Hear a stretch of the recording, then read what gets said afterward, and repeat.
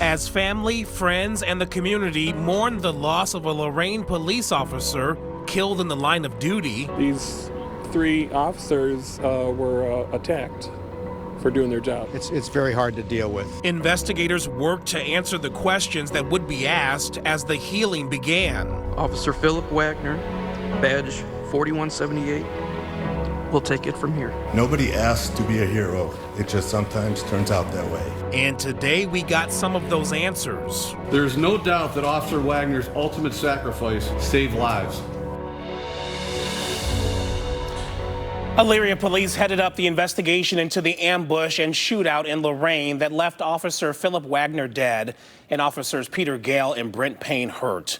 Today they released police body and dash camera footage that showed some of what those officers and the others who responded that day were up against as they tried to stop a man who was armed to kill.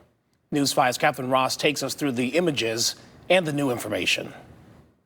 July 23, 2025 marked a change in Lorain. Since then, a name, Philip Wagner, etched in stone, and his face memorialized on signs and plaques. There is no doubt that Officer Wagner's ultimate sacrifice, along with the swift and courageous response of Lorain Police, saved lives. Thursday, Elyria Police provided an update on the investigation surrounding that day. While we know when this occurred, where this occurred, and who's responsible, we want to namely understand the why. They walk through the 9 minutes from when they say 28-year-old Michael Parker rolled up to officers Philip Wagner and Peter Gale on a lunch break and opened fire, to when responding officers shot and killed the suspect. Wagner was immediately incapacitated during the encounter. He died the next day. Gale, shot in the hand, retreated to a safer distance to retrieve his rifle. 15 to 38, I'm coming in the area. That's where Officer Brent Payne responded as backup. We've got a rifle, get out.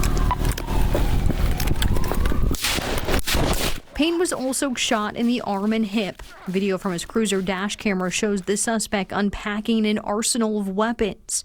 Evidence photos reveal Parker had 10 different guns, at least 7,500 rounds of ammunition, and 100 pounds of explosive tannerite. He also brought a rolling cart, cooler, and beverages. The evidence confirms that Parker had a deliberate and evil plan to inflict mass casualties upon humanity. So far, investigators say it's unclear if Parker was directly targeting law enforcement or anyone else.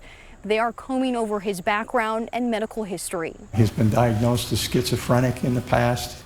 He's been diagnosed as having a psychotic disorder. The Lorain coroner says it appears Parker was not recently on medication. The 28-year-old lived with family in Lorain and had been legally purchasing weapons since 2019, drastically increasing his stash in the months before the attack. State and federal investigators are looking through digital evidence recovered at Parker's home. So far, no motive or manifesto have been recovered. Elyria Police will turn over their findings from the officer-involved shooting to the county prosecutor, but many are already hailing all responding officers as heroes.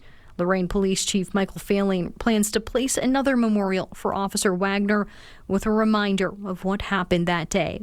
The inscription reads, "Nobody asked to be a hero. It just sometimes turns out that way." On July 23rd, I feel we had an entire county of heroes. In Lorain, Catherine Ross, News 5. And Chief Failing says Officer Gale is recovering from recent surgery on his hand and will likely be out for another 6 to 8 months. Officer Payne's arm was completely shattered. He had major surgery last week, and it's expected to be at least a year before he is back on the job.